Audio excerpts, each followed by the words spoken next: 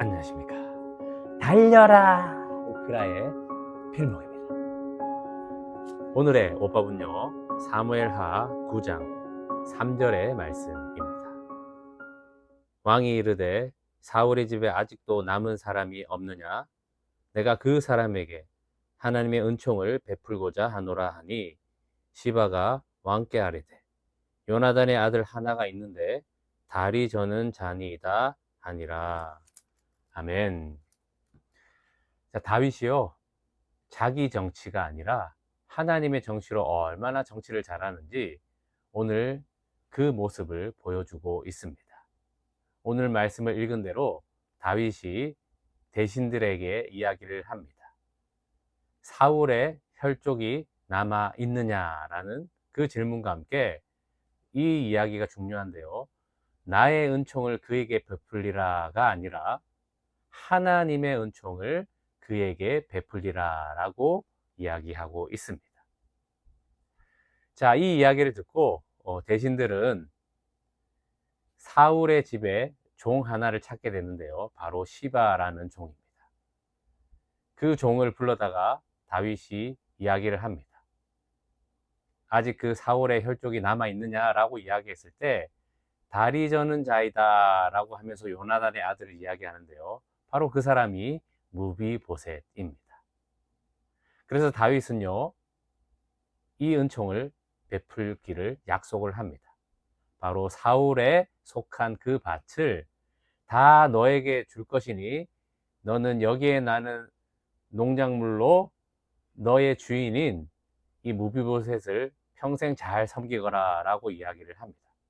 자, 그리고 하나 은총을 더 이야기를 하는데요, 바로 이 무비보셋을 내 상에서 함께 먹게 하겠다라는 것입니다. 즉 쉽게 말하면 겸상하겠다라는 거죠. 자, 왕과 겸상을 매일 할 수 있는 사람이 누굽니까? 바로 그의 아들들입니다. 그러니까 이 무비보셋을 무엇으로 삼겠다는 말과 같습니까? 바로 왕의 아들, 왕자로 삼겠다라는 그 이야기입니다. 자, 사실 다윗은요, 이 무비보셋을 생각할 때에 두 가지 마음이 있었을 겁니다. 먼저는 사울의 손자이지 않습니까? 그러니까 제거하고 싶은 마음이 있었을 거고요. 또 동시에 요나단의 아들이었다라는 것입니다. 요나단은 자기 목숨과 같이 서로 사랑했던 사람들 아닙니까? 그러니까 두 가지 마음이 공존했을 겁니다. 자, 그런데 사실 다윗이 13년 동안 얼마나 비참한 그 도망자의 삶을 살았습니까? 그리고 지금 요나단은 살아있는 상태도 아닙니다. 그러면 충분히 어떤 마음이 더 크게 다가올 수 있을까요? 바로 무비보셋도 그냥 제거하는 그 마음이 사실 더 클 수 있다라는 것입니다. 그런데 오늘 이 다윗이 분명히 이야기하고 있지 않습니까? 나의 은총이 아니라 하나님의 은총을 베풀리라. 다윗은 하나님의 그 정치를 한 것입니다. 그래서 무비보셋을 바로 살려주고 그 사울의 밭을 주고 또한 겸상하도록 왕자로 삼아 준 것이 바로 하나님의 은총이다라는 것입니다. 여러분, 이 말씀을 생각하면 바로 우리가 하나님의 은총을 받은 자 아닙니까? 지금 다윗이 말하는 그 하나님의 은총과 똑같다라는 것을 알게 됩니다.